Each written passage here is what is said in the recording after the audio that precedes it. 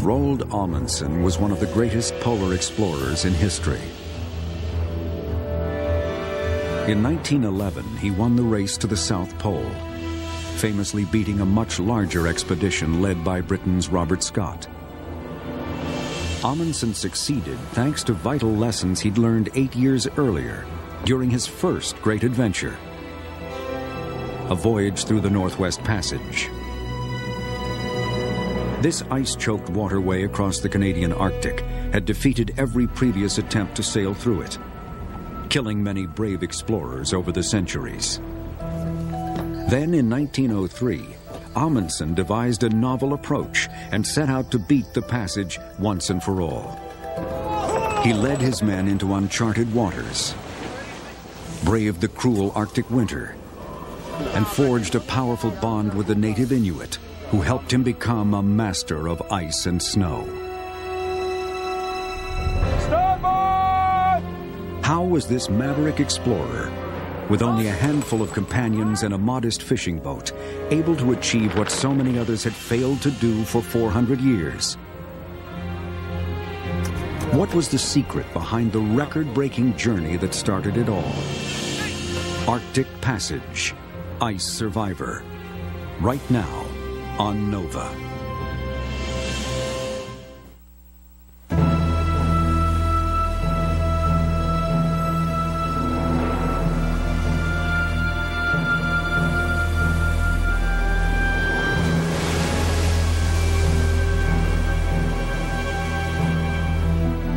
On a summer night in 1903, a small fishing boat slipped unnoticed out of Oslo harbor.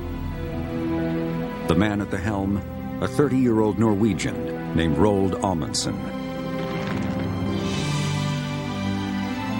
He'd set out in search of the fabled Northwest Passage, a long-sought route to the Pacific Ocean that winds through the Canadian Arctic.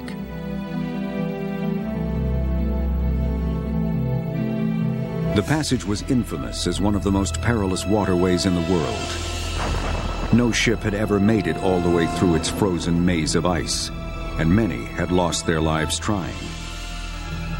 Yet this lone pioneer believed that he could succeed where the mightiest navies of the world had failed time and again. To many, the voyage seemed suicidal. But for Amundsen, this was the fulfillment of a dream that had gripped him since childhood. As a boy, he'd been drawn to stories of fearless men who pitted themselves against the harsh Arctic wilderness. The hero he most revered was Sir John Franklin, the 19th century British explorer, famous for his courage in the face of adversity. Franklin had made several failed attempts to sail the passage. Each time, he and his men grappled with starvation and other hardships. On his third attempt, his ships became locked in the ice. He and 128 crewmen all died.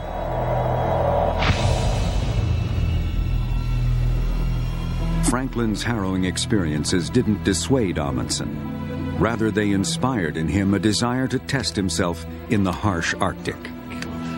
Strangely, it was the suffering that Sir John and his men experienced that appealed to me most. Yes, you're gone. We get a heart attack.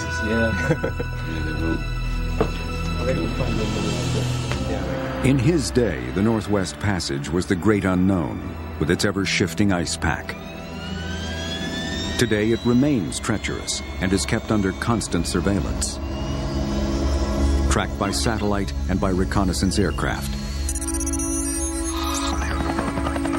The data they collect is a vital lifeline for navigators, who must thread their way through an ice maze that is constantly shifting with the wind and currents. We provide a daily chart of where the ice is and where we think it's going to go. Every day a ship will get a warning of what kind of dangerous conditions are there. We regularly issue ice warnings due to pressure or ice warning due to rapid closing of leads. Ships get stuck. Ships get stopped. 75,000 horsepower icebreakers get stuck in the ice.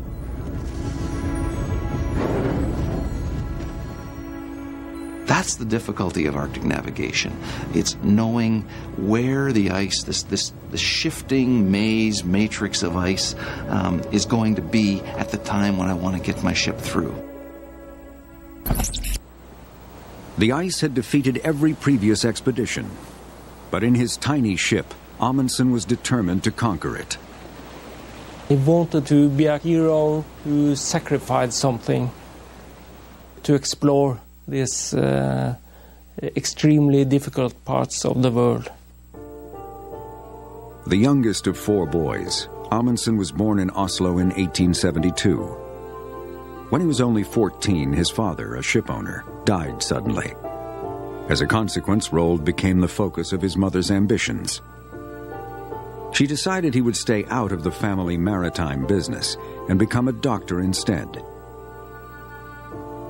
He bowed to her wishes, but in his heart he wanted a different future for himself, a dream he pursued in secret. Amundsen was a man who very early learned to hide his ambitions. And I think his own mother was the first one he betrayed. He spent much of his free time at the city library. While his mother may well have thought he was studying medicine, he was actually dissecting accounts of failed expeditions to the Passage, preparing for the day when he would become an explorer in his own right. His studies convinced him that previous expeditions had all suffered from the same flaw. They'd relied on big ships built to bully their way through the ice. And the more he read of the disastrous Franklin expedition, the more he became convinced that this brute force method could never succeed. And he burned for the chance to prove that there was a better way. Then, in 1888, 27-year-old Fridtjof Nansen, a fellow Norwegian, became a national hero when he and a handful of companions crossed Greenland on skis. Nansen's systematic approach was a radical departure in polar exploration. With specially designed equipment, he traveled light and relied on skis to move as quickly as possible. Gone was the old idea of the siege, where you took your world with you and set about defeating the place. Instead, Nansen had the approach of a modern mountaineer. You hone your techniques to absolute perfection, you master your environment as well you can, but above all, you remain flexible, both physically but also mentally. Amundsen greatly admired Nansen and wanted to follow his example. Every day my interest grew. Night and day I dreamt of being out in the polar snow and ice. But his family obligations prevented him from fulfilling his dream, and it seemed that he might never get his chance to prove himself. Then, when he was 21, Amundsen's mother died, releasing him from the sense of duty that had held him back. He first began the arduous process of training to become a ship's captain. He spent 3 years working as a sailor, followed by 2 years as a mate to earn the right to command his own vessel. And he didn't stop there. He also immersed himself in the science of magnetism, hoping to settle a debate about whether the magnetic pole was fixed or shifted over time. So for the past centuries, navigators have found their way by using magnetic fields. The magnetic field. Doubting that he would be able to raise money simply for a trip through the Passage, he told backers that his voyage would resolve the controversy once and for all. Meanwhile, he took many cross-country excursions into the mountains of Norway. Following in Nansen's footsteps, he was hoping to improve his stamina on skis. One time, on a trip with his brother, he learned firsthand just how unforgiving the icy north can be. We had a northwest storm upon us. The only correct thing would have been to turn around, but our ski tracks were already drifted over, and the weather surrounded us on all sides. With blizzard conditions closing in, they became desperate for shelter. Amundsen and his brother dug snow caves where they spent a cold, uncomfortable night. When the first daylight came, he discovered I was frozen in. The snow had been wet when it fell and had frozen into a compact mass around me. Only after frantic digging was he able to set me free. While buried in the snow, he nearly suffocated and almost lost several fingers to frostbite. But he learned how dangerous and unpredictable the icy wilderness could be, and he became more determined than ever to master it. In the young Amundsen, in a way you see the classic young explorer. He's pitting himself against the world in this dangerously self-centered way. He sees almost a romance in the pain he's going to experience. Amundsen's forays into the mountains strengthened his resolve to challenge the Arctic. Eventually, he managed to borrow enough money to buy supplies and to purchase a sturdy, square-sterned, 29-year-old herring boat called the Joa. It was tiny compared to the ships the British had deployed into the passage, but that was all part of Amundsen's plan. What has not been accomplished with large vessels and brute force, I will attempt with a small vessel and patience. He knew he was going into uncharted waters, and the smaller the ship, the easier it is to handle. So when he was searching for a vessel, he wanted something which he knew was strong enough to withstand considerable ice pressure, but at the same time so small that a small crew would be able to handle this vessel. To learn how to manage his small boat in the ice, he studied with fishermen and others habituated to Arctic waters. He was looking for people who had an experience coping with ships and with ice, to familiarize with the nature, the landscape, the weather, everything up there. Amundsen recruited a 6-man team of Arctic experts to help him sail his converted fishing boat. But after 8 years of preparation, he was deeply in debt. His creditors threatened to seize the Joa. At the 11th hour, his second cousin came through with the money.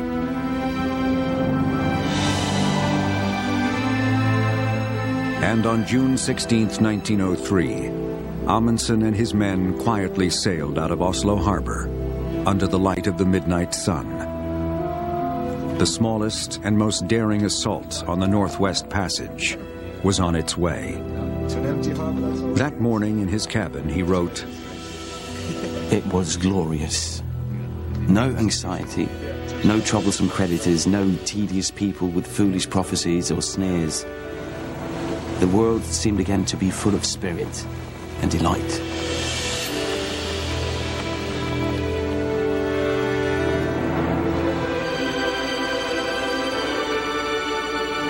Amundsen's confidence was that of a man used to relying on his own resources. Entering the Arctic, he had nothing but a compass, a sextant, and a half-map chart. He had no radio, no means of calling for help. Only the combined instincts and experience of 7 men trying to outwit the ice. This was a group of people who realized that these environments were too big, too great, too strong to defeat. You had to use them. You had to almost do a dance with these elements. And this new form of exploration is not without risks because you're very vulnerable.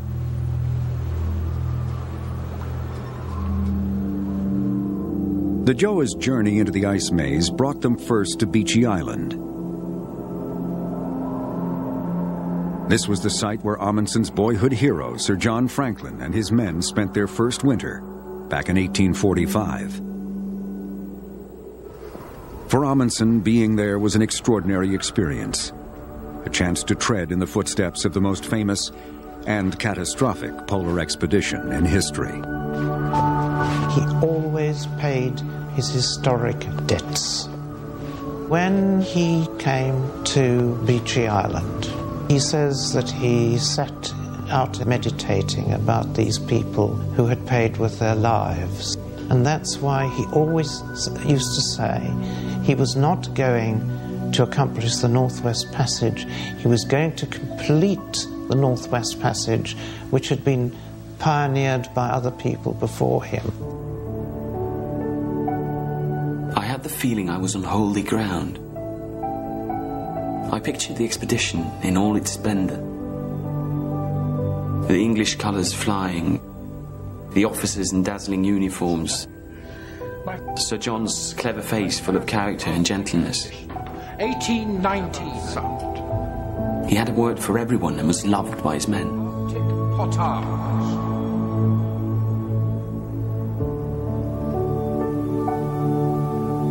But now sadness hangs over the island. From this point, the expedition passed into darkness and death. After the famous British expedition disappeared, the Royal Navy dispatched dozens of search parties throughout the 1850s. Their cartographers filled in many of the blank areas on their maps, giving Amundsen an advantage that Franklin never had. Charts offered Amundsen several possible routes.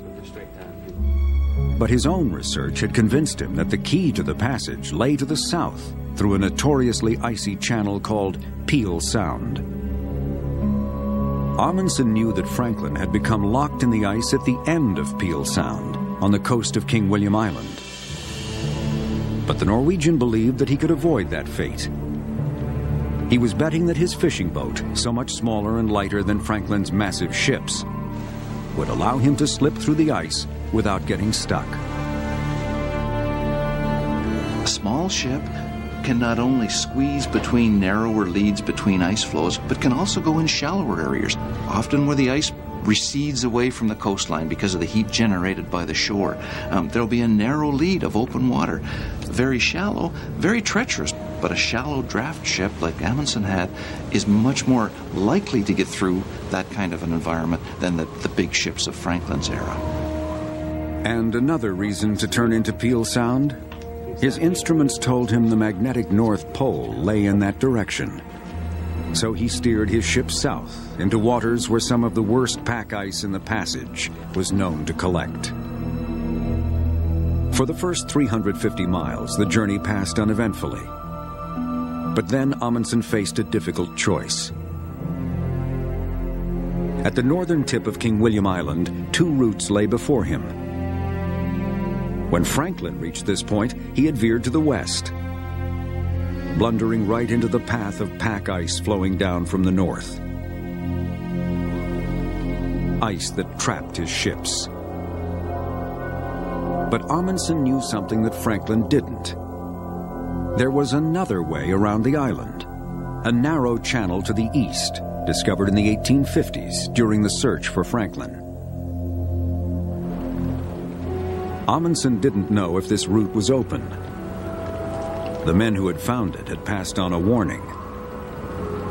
The channel appeared to be very narrow and exceedingly shallow. The waters that Amundsen was planning to sail into had never been charted, of course. They knew where the coastlines were, they knew where the islands were, but they didn't know where the rocks were, the submerged rocks. So sailing a ship into that is every mariner's nightmare. The only thing that's worse than hitting ice in a ship is hitting rocks on the bottom. And if the ice can drive you against those rocks, that's a nightmare scenario. Now, as the Gjoa crept forward through the ice, the ship's compass grew erratic. It was an encouraging sign that they were closing in on the magnetic pole, but it also meant that they were now sailing blind. The compass, which had gradually been losing its capacity for self-adjustment, was now useless. We were steering by the stars, like the Vikings. For 5 weeks, Amundsen and his men had been sailing through this Arctic labyrinth of ice and islands. Their search for the Northwest Passage was now taking them into uncharted waters. Then, one night after dinner, an alarming incident occurred. I was writing in my journal when I heard something that chilled me to the bone. Fire! Fire! Fire! In a moment, all hands were on deck. It's safe. It's safe. It's safe. I'm sorry. It was my fault. What about the oil? A fire had broken out in the engine room, right among tanks holding 2,000 gallons of petrol. We all knew what would happen if the tanks got heated. The Joa and everything on board would be blown to atoms like an exploded bomb. I'm sorry. The fire was out before it caught, but it served to remind the men of how far they were from help of any kind. It was now September, just 3 months into the voyage. The Joa had traveled a remarkable 600 miles, nearly half the length of the passage. But weather conditions were deteriorating. The Joa was still within the dangerously narrow channel when 3 days after the fire, the first winter storm swept in.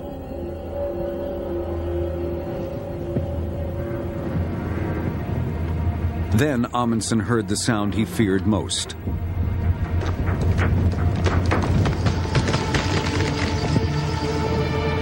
The Joa had run aground, and her hull was splintering on the rocks. In storm force winds, it was safer to ride out the battering with the sails furled. But Amundsen gave an order that must have seemed foolhardy. Ready? Raise the canvas. Right, bring up the main! He risked losing the mast and the rigging in a desperate effort to use the gale winds to blow the Joa off the rocks. Wind came in gusts, howling through the rigging. Then we started a method of sailing that none of us is ever likely to forget.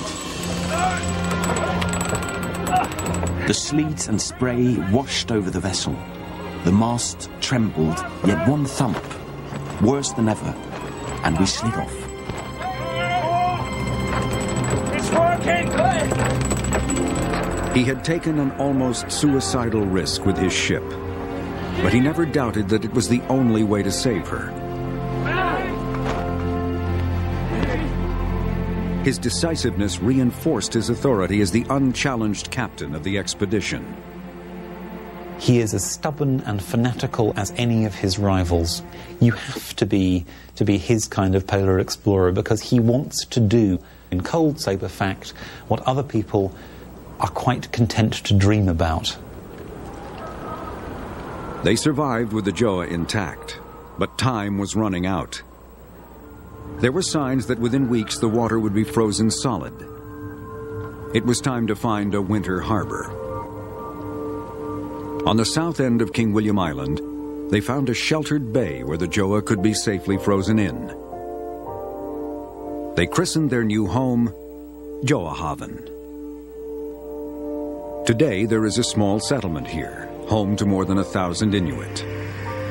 They live in modern houses and are linked to Canada by a daily supply plane.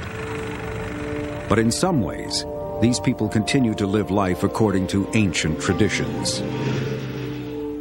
For thousands of years we survived here.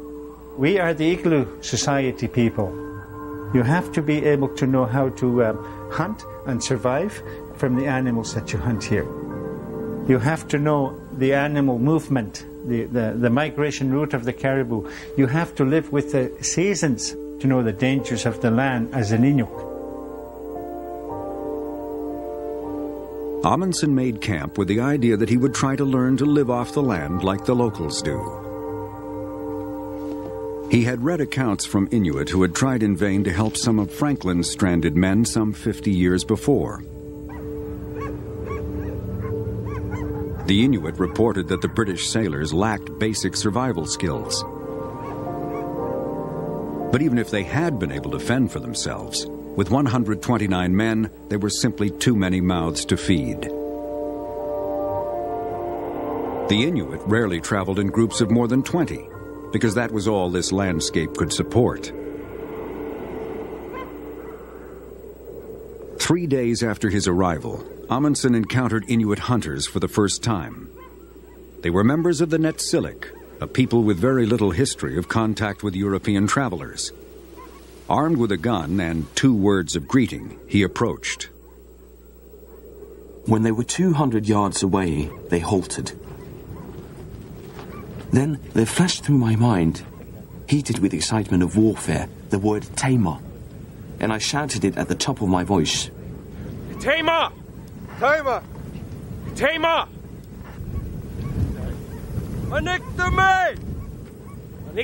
In a moment, we flung away our rifle and hastened towards them, embracing and patting each other. It was hard to say on which side the joy was greater.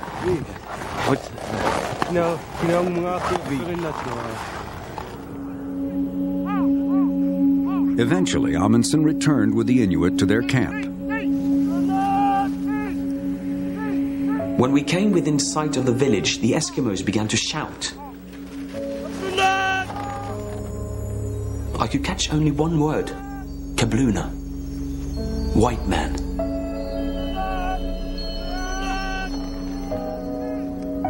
It was a strange scene. I shall never forget it. Out in the desolate snow landscape, I was surrounded by a crowd of savages, staring into my face and grabbing at my clothes.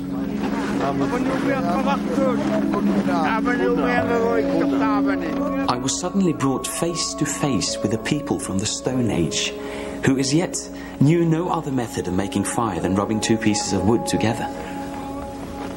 We came here with all our ingenious inventions and firearms to people who still used lances and bows and arrows.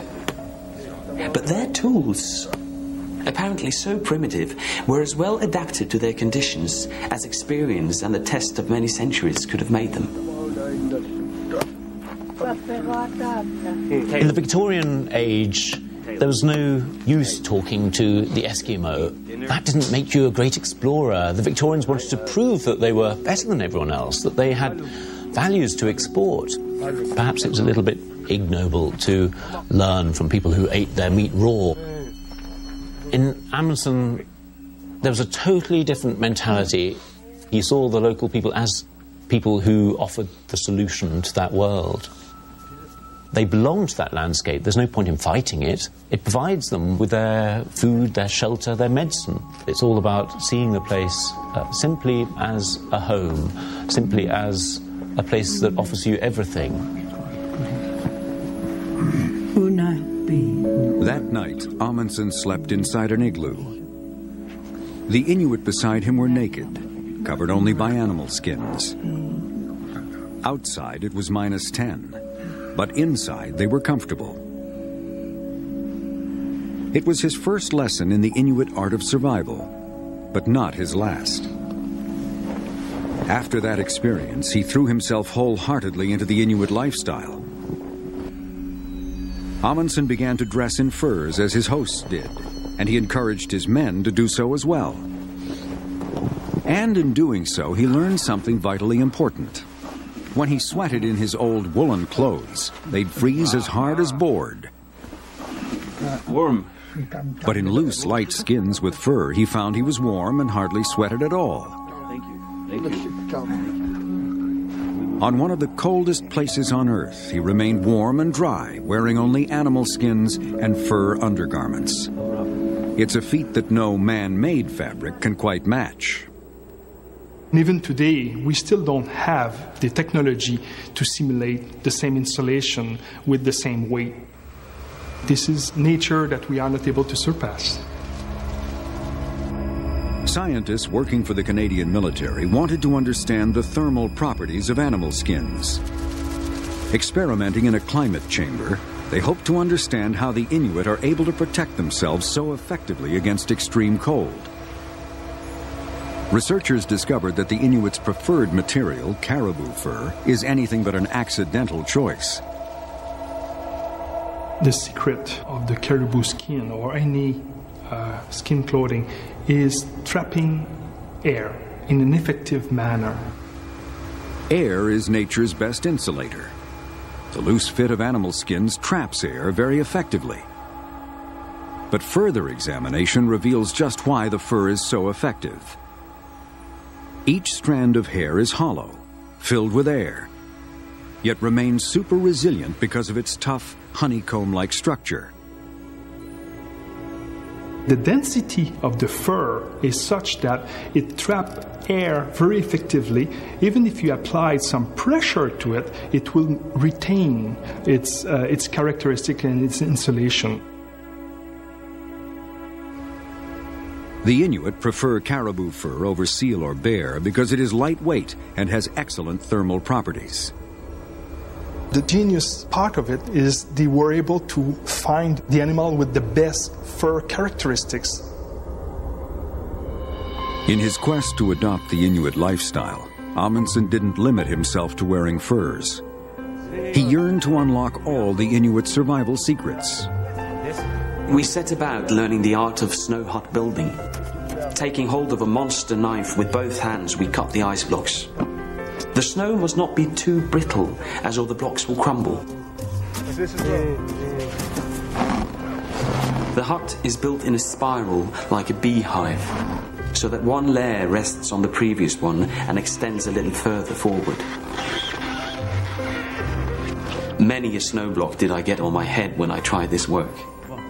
Snow is full of air.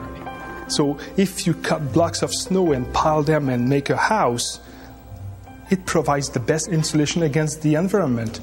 It can be minus 50 degrees Celsius outside, minus 60 degrees Celsius outside. Inside it's going to be about minus 5. Amazing. As the long months of winter passed, the Inuits' lessons in Arctic living grew more intricate. Seal hunting begins sometime in February, when the snow falls heavily and the seal cannot hear the steps of the huntsman. They find the seal's breathing holes out on the ice, but to detect the seal, they must use an ingenious device. They take a bunch of swans down and attach a single thread to a hook with 2 claws. Then they lean forward, keeping their eyes riveted to the hole. As soon as the seal comes within yards of the hole, the movement of the water sets the swans down in motion. This bit goes up. That is the signal. Hard.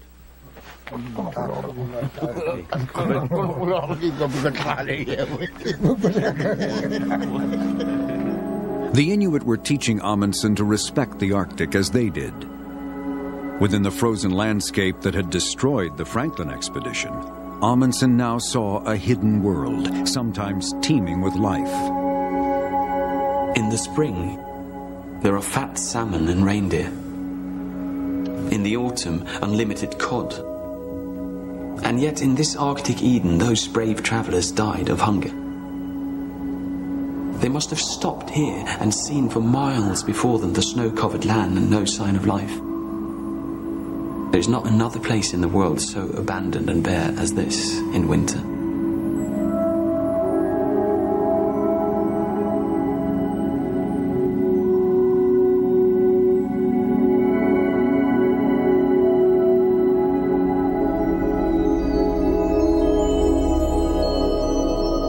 As fruitful as Amundsen's studies with the Inuit were proving, his crew began to feel that he was taking things too far. That his fascination with these indigenous people was distracting him from the true purpose of the voyage. The ice is clearing. So in the spring of 1904, when the first signs of a thaw appeared in the bay, the men were anxious to be on their way. But Amundsen had other plans. Should be able to move on in a couple of weeks. Maybe a week if we're lucky. We're not finished here. He realized the skills he was learning would give him an expertise in polar survival unmatched by other explorers. Need to stay on. Becoming a master of ice and snow had turned into an obsession. The crew didn't really understand what was going on with Amundsen. He likes more to go with the Eskimos. And then he's forgetting his crew and have no interest in his work. He wanted to fight against hunger, coldness, to show his greatness as a man.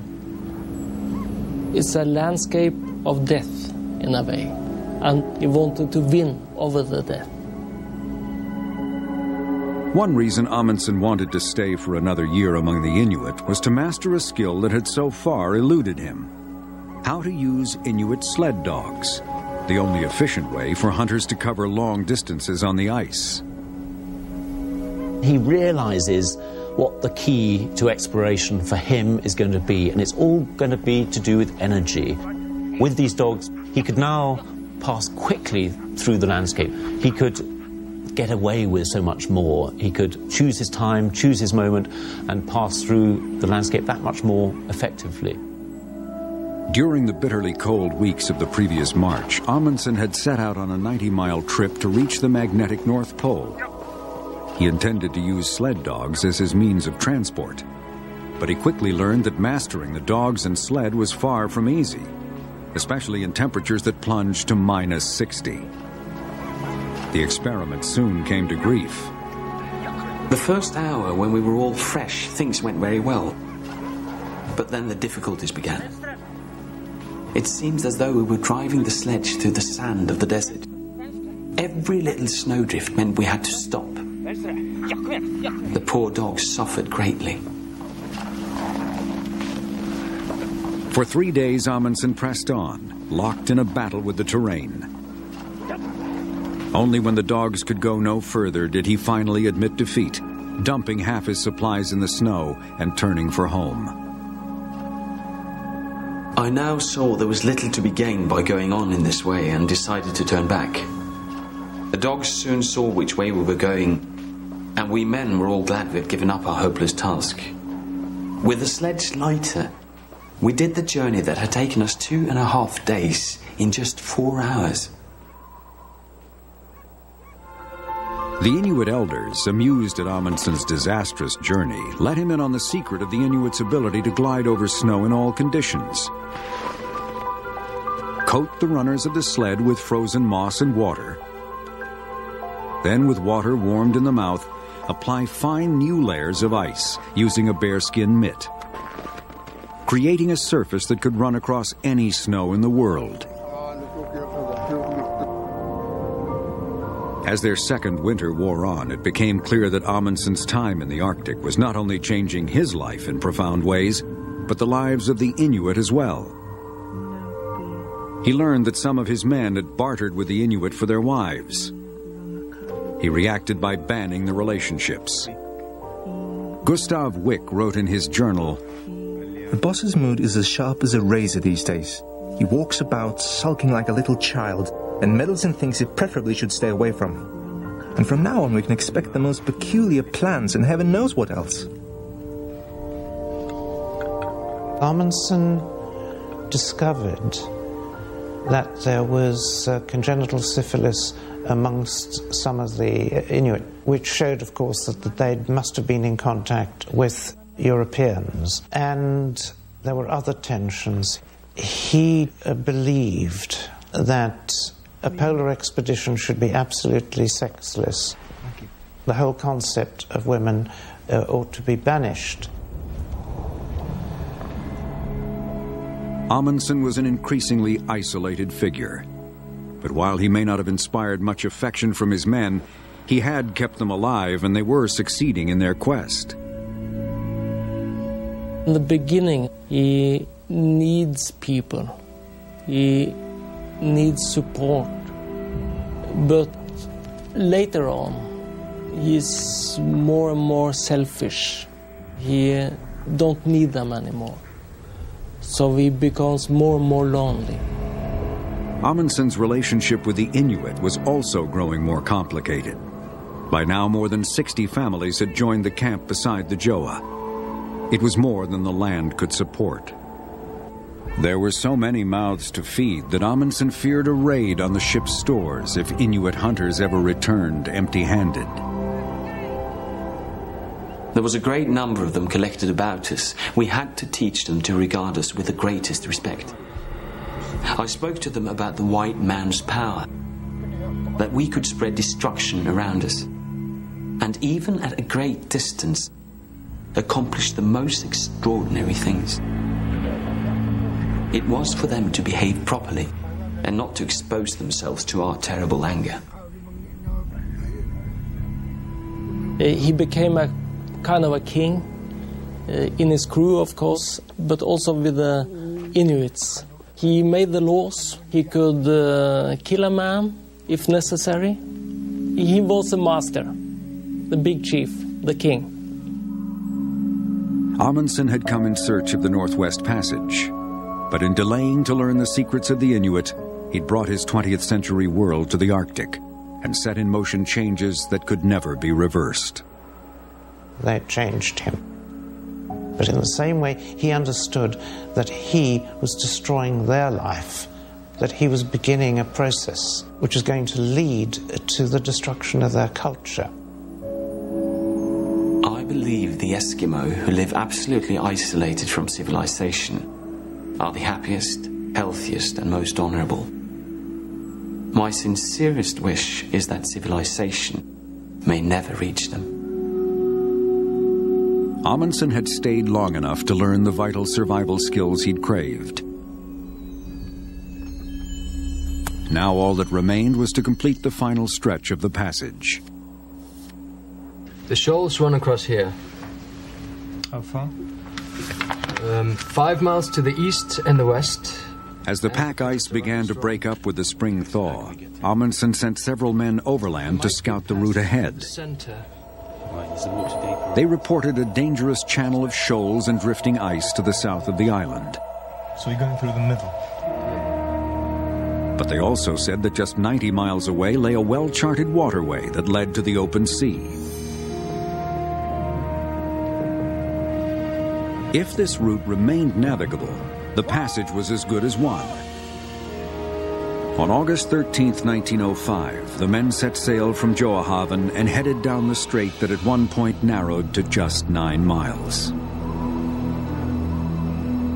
We call it Simpson Strait now, and it's a very, very narrow channel, and it's very, very shallow, and there's rocks sticking up all over the place. It's an area that modern ships just totally avoid. For Amundsen to navigate through this channel, it was going one way or another, around rocks, around shallow areas, with very, very little room to maneuver. This is dangerous. This is dangerous work. Hold course! The thought that here, in these troublesome waters, we risked spoiling everything was anything but pleasant. I couldn't get rid of the thought of returning home having failed. I couldn't sleep. I couldn't eat.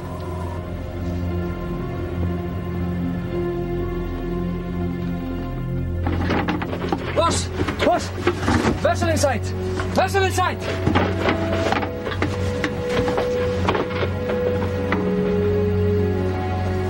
On the morning of the 26th of August, 1905, Amundsen had finally gone below to sleep when the crew sighted a vessel ahead and summoned him. It was a whaler, and she was flying the Stars and Stripes. On her hull were painted the words, San Francisco. The Northwest Passage was done. My boyhood dream was accomplished. The American commander's greeting was simple. You must be Captain Amundsen. Congratulations. Roald Amundsen, as a young boy, is reading about Franklin. And he is saying to himself, I'm going to do this, where he failed, where his men died. And I'm going to make it. For 400 years, the search for a Northwest Passage destroyed ships and claimed the lives of hundreds of men. Amundsen at last had found a route through the Arctic ice pack. But nothing is permanent in the polar region. Today, a century later, a new force of change is at work in the passage, one that neither Amundsen nor Franklin could have foreseen. In the last 30 years, global warming has dramatically thinned the Arctic ice by as much as 30%.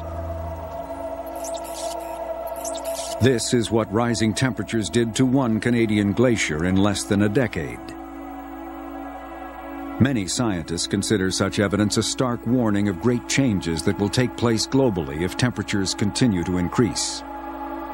Researchers now predict that in 50 years' time, the Arctic will be completely clear of ice in the summer. If that happens, the Northwest Passage could become passable. But nevertheless, there is a stark warning for any sailors contemplating a journey into the heart of the ice maze. There's no infrastructure available to support those ships yet.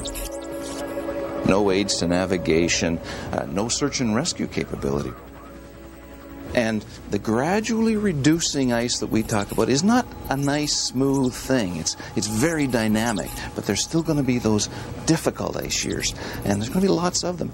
It's just that more and more frequently will be the years when there is less and less ice. And that's the real danger for Arctic shipping, is that this illusion of an open Arctic channel will attract people who are unprepared perhaps, to go into the Arctic with ships that are not capable, times of the year when it can be dangerous to do so.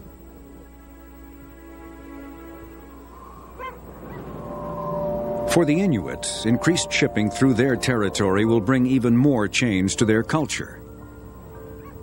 A process that Amundsen helped set in motion and which accelerated during the century that followed his triumph. You know, education system came. The Hudson's Bay Company came to trade with the Inuit, no matter who they were.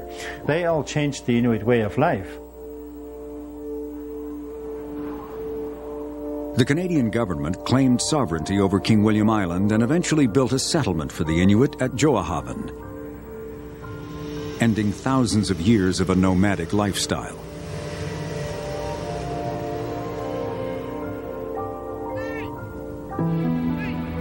As for the man who proved the passage was passable, Amundsen went on to become an even more renowned explorer. In 1908, he set his sights on the last great prize of polar exploration, the South Pole.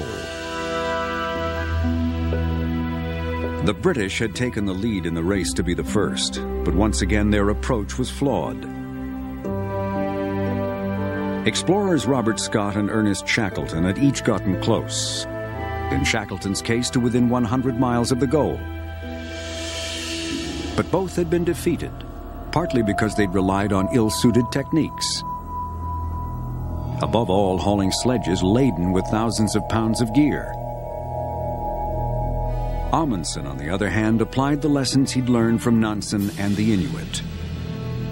On October 21st, 1911, with a small contingent of men, using skis and dogs to haul a minimum of equipment, he set out.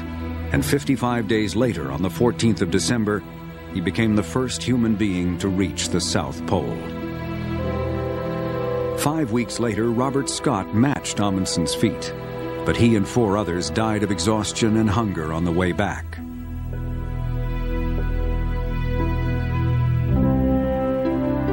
Beyond Amundsen's unrivaled success as a polar explorer, he led a quiet life. He never married. He lived alone in Norway in a house filled with Arctic mementos. He's the biggest man in the world. A kind of an emperor of the Arctic and the Antarctic. Totally famous, but also totally alone. Feeling the coldness, the hunger, always the same men around you, make a strong impression.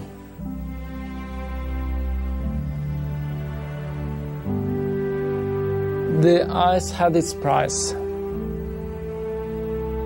Man is going to win over nature, but nature is also going to win over man. The ice and the snow are going inside. Nearly 20 years after sailing the passage, at age 55, Amundsen set out to help in the rescue of an airship missing in the Arctic. His plane vanished without a trace. He spent his final hours in the place his heart had called home since boyhood.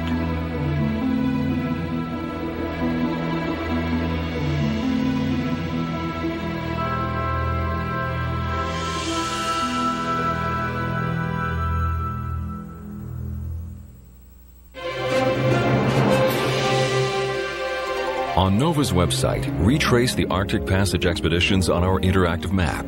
explore a history of cannibalism, build an igloo online, and more. Find it on pbs.org.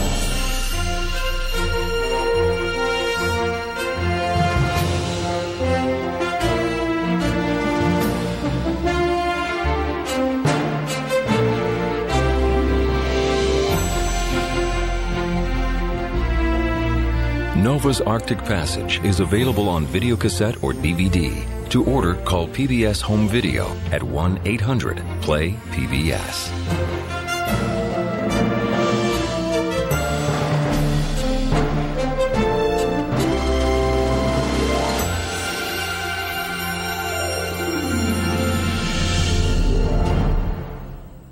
Nova is a production of WGBH Boston.